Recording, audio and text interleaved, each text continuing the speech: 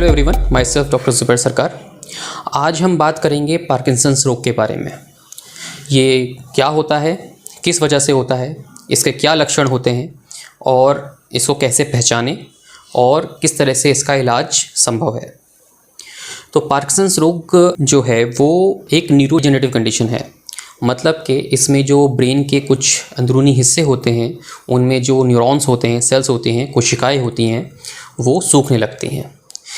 ये ज़्यादातर उन मरीज़ों में होता है जिनमें मरीज़ के जो मिड ब्रेन और बेसल गैंग्लिया नाम के जो ब्रेन के हिस्से होते हैं, उसमें जो डोपामीन सिक्रेटिंग न्यूरॉन्स होते हैं जो कि डोपामीन रिलीज़ करते हैं, वो सूखने लगते हैं, जिससे न्यूरोकेमिकल डोपामीन की कमी हो जाती है और मरीज़ को इसके लक्षण आते हैं। ये जो रोग होता है इसका कोई एब्सोल्यूट कारण यानी सटीक कारण तो अभी तक नहीं कोई जान पाया है। रिसर्च इसके बारे में जारी है, लेकिन कुछ लोगों में जेनेटिक कॉजेज़ भी होते हैं, अराउंड 10 से 15% मरीज़ों में, और उन मरीज़ों में इसका ऑनसेट भी जल्दी हो जाता है। इसके अलावा जो पार्किंसंस रोग होता है वो कई तरीके के होते हैं। एक तो सादा पार्किंसंस होता है जिसको हम पार्किंसंस डिसीज़ बोलते हैं। उसके अलावा और भी पार्किंसंस की तरह दिखने वाले रोग होते हैं जैसे जो कि एटिपिकल पार्किंसंस कहलाते हैं, जैसे कि multi system atrophy, progressive supranuclear palsy, dementia with Lewy bodies और वास्कुलर पार्किंसोनिज्म। हालांकि हम उन सब के डिटेल में नहीं जाएंगे। हम जानने की कोशिश करेंगे इस वीडियो के माध्यम से कि हमारे आसपास अगर जो पार्किंसंस से ग्रसित मरीज़ हैं, जो लोग हैं, उनको कैसे पहचानें और उनको क्या इलाज उनका संभव है या नहीं है। तो आते हैं इसके लक्षणों पे। पार्किंसंस रोग का सबसे कॉमन लक्षण जो स्टार्ट होता है सबसे पहले वो होता है ब्रैडिकाइनेसिया, यानी स्लोनेस से। मरीज़ की एक्टिविटी स्लो हो जाती हैं, उनको चलने फिरने में कठिनाई होने लगती है, स्लो चलने लगते हैं, कदम छोटे पड़ने लगते हैं। जिस स्पीड से, जिस गति से पहले चला करते थे वो स्पीड जो है वो धीरे धीरे कम होने लगती है, और चलने के अलावा और भी बाकी कामों की जो गति है वो कम होने लगती है। जिस स्पीड से, जिस गति से पहले सब काम कर लिया करते थे वो गति काम करने की कम होने लगती है।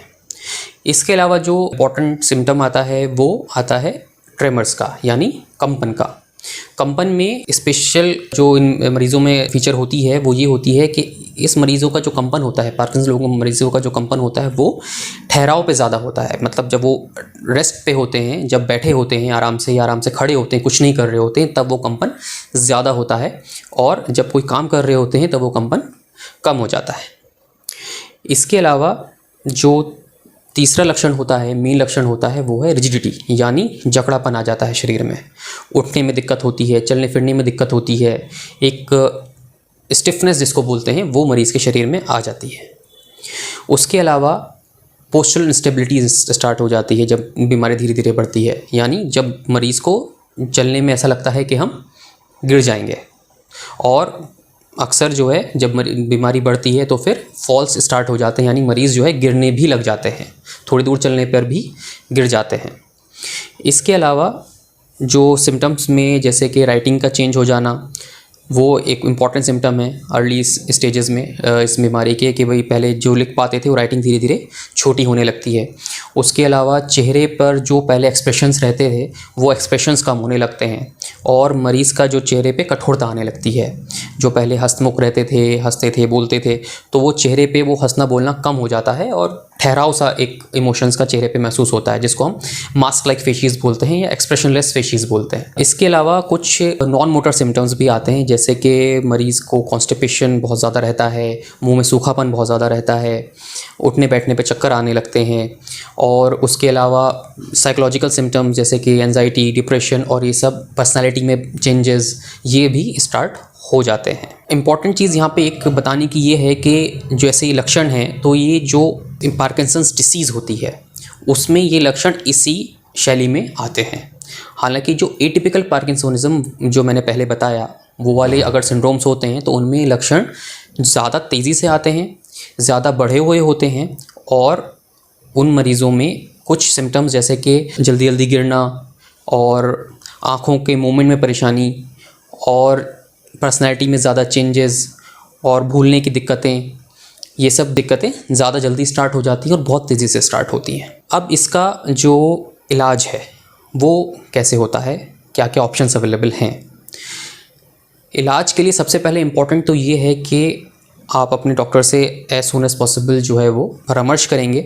और सबसे पहले जानने की कोशिश करेंगे कि सिंड्रोम जो है वो पार्किंसंस डिसीज़ है या कोई और एटिपिकल पार्किंसोनिज्म है, या फिर ऐसा कोई और सिनिस्टर कॉज तो नहीं है जिसके लिए अलग से ट्रीटमेंट की आवश्यकता है।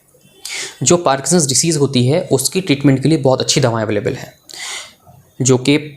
पहले अवेलेबल नहीं हुआ करती थी। अब बहुत अच्छी दवाएं अवेलेबल हैं और मरीज़ को जो कि चल फिर नहीं पाते हैं, उठ बैठ नहीं पाते हैं, कंपन बहुत ज़्यादा रहता है, अपने काम खुद से नहीं कर पाते हैं, अपने दिनचर्या जो है वो सही से नहीं फॉलो कर पाते हैं, उनको इन दवाओं से काफ़ी लाभ मिलता है और उनकी क्वालिटी ऑफ लाइफ जो है बहुत अच्छे से इम्प्रूव कर जाती है। तो मेडिकेशंस आर अवेलेबल और उनके देने से मरीज़ काफ़ी हद तक इम्प्रूव कर जाते हैं। कुछ मरीज़ों में कुछ सालों के ट्रीटमेंट के बाद, जैसे कि अराउंड 7 to 10 ईयर्स के ट्रीटमेंट के बाद, जब दवाओं की डोज़ काफ़ी ज़्यादा बढ़ जाती है और उसकी वजह से, दवाओं के साइड इफ़ेक्ट्स की वजह से और दवाओं की हायर डोजिंग की वजह से अगर डिस्काइनेसियाज आने लगते हैं, यानी हाथ पैरों का एबनॉर्मल मूवमेंट होने लगता है, इस तरीके से पेशेंट के हाथ पाँव मूव करने लगते हैं और वो दवाओं से कंट्रोल नहीं हो पाता, इवन थोड़ी दवा देने से भी वो डिस्काइनेसियाज आने लगते हैं, तो ऐसे मरीज़ों के लिए जो ऑप्शन अवेलेबल है वो है डीप ब्रेन स्टिमुलेशन का ऑप्शन। इसमें मरीज़ों के दिमाग में सर्जरी के थ्रू इलेक्ट्रोड्स का प्लेसमेंट कर दिया जाता है बेसल गैंग्लिया रीजन में, और जस्ट लाइक पेसमेकर होता है, जैसे हार्ट में पेसमेकर डलता है, ऐसे ही ब्रेन में इलेक्ट्रोड्स का प्लेसमेंट करके, और उसका जो पेसमेकर होता है आप बोल सकते हैं वो चेस्ट पर होता है, उसकी बैटरी चेस्ट पर होती है, इंसर्ट कर दी जाती है, लगा दी जाती है और उसको प्रोग्रामेबल होता है वो, और उसका प्रॉपर प्रोग्रामिंग के ज़रिए उन इलेक्ट्रोड्स के ब्रेन सेल्स को स्टिमुलेट किया जाता है और जो इस टाइप के लक्षण आ जाते हैं, डिस्काइनेसियाज हो जाते हैं और बाकी जो पार्किंसंस के लक्षण होते हैं, उनको काफ़ी हद तक जो है वो काफ़ी समय तक के लिए कंट्रोल किया जा सकता है। तो इन शॉर्ट जो ट्रीटमेंट अवेलेबल है पार्किंसंस डिसीज़ का, वो बहुत अच्छा है, बहुत सेफ़ है और बहुत इफ़ेक्टिव है।